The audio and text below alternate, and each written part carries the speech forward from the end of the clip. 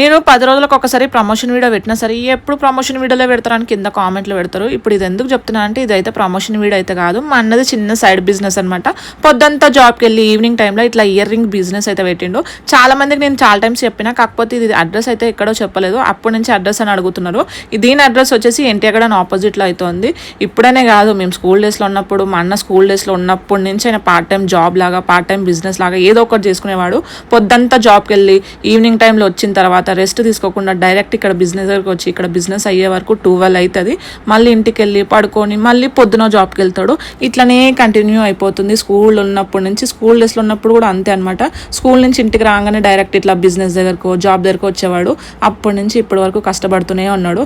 నాకేమో పెద్దగా ear rings అంటే ఇష్టం ఉండదు, కానీ మా అన్న దగ్గర మాత్రం కలెక్షన్స్ అయితే అద్రిపోయినాయి.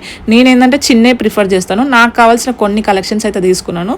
ఎప్పుడు రొటీన్గా ఏం పెట్టుకుంటే ఏం బాగుంటుంది చెప్పండి, అప్పుడప్పుడు ఇట్లా డిఫరెంట్గా పెట్టుకుంటే కూడా బాగుంటుంది. ఇంకా ప్రైసెస్ కూడా చాలా రీజనబుల్ ఉన్నాయి. ఏదైనా సరే 30 రూపీస్, ఇంకా 10 రూపీసే. మా ఆయన కూడా కొన్ని ఇయర్ రింగ్స్ అయితే తీసుకున్నాడు. ఆయనకి స్టోన్ ఇయర్ రింగ్స్ అంటే చాలా ఇష్టం అనమాట.